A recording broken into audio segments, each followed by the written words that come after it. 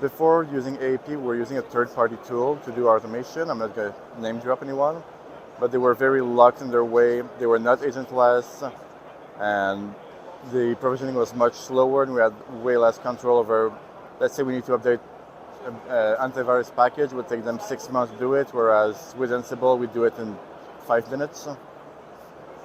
So we reduce our deployment time from 3 business days, to between 15 minutes and 2 hours, depending on the server type, database or not, and stuff like that.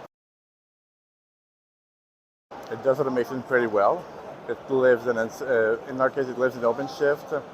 So the updates, the patching of the platform itself is very easy to do, because it's all not agent-based, but it's a operator. It's an operator, so it's very easy to update, to maintain, to scale, and to code in.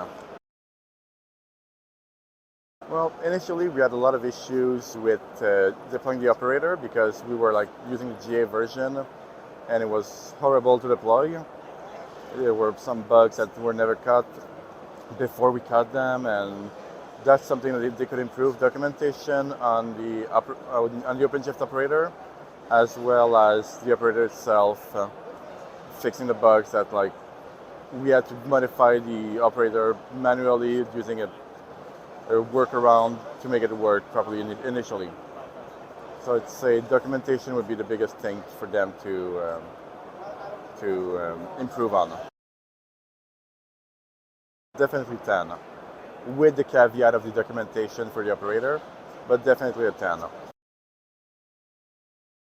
Well, in our case, like I said, deploying virtual machine and managing their life cycle, it's very easy and efficient to do. It can talk natively to vCenters, public cloud, and VMware products and stuff like that, so that's very easy to do and very convenient. Documentation for the modules are really good. Documentation for the operator, not so much. Well, like I said before, it reduced our deployment time from about 3 business days to a Linux server with no database we can deliver in 15 minutes. So the impact is very positive. We're talking thousands of % of improvement. A lot of flexibility. Like I said, we can just go in and update an agent right away, update code right away. There's no need for a third party to process the information, do their own testing, and so on and so forth. So, yeah.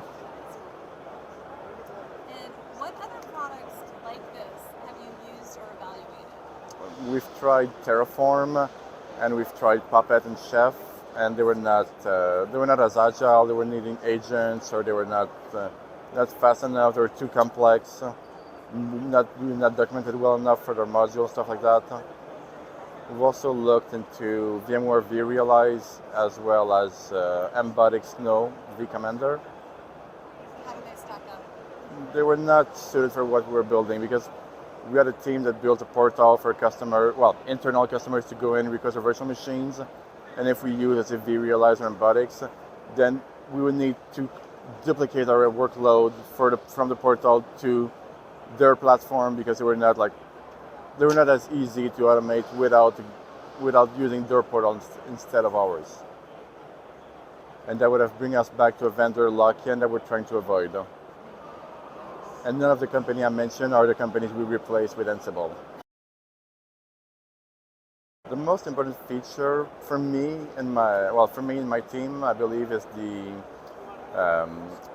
horizontal scalability of the operator.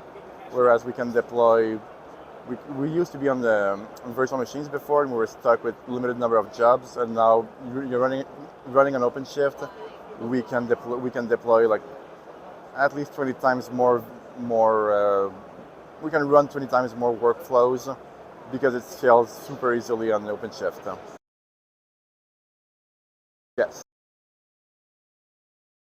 Yes. Yes. No. That's what I told you before. We were an early adopter of the operator.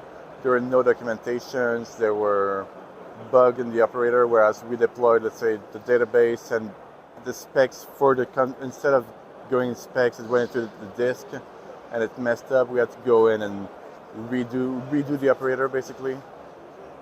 But once we did it, it was good. We flagged the bug to Red Hat and they fixed it super fast. It was just a bad luck from us, I guess, or a good discovery from us. Of course.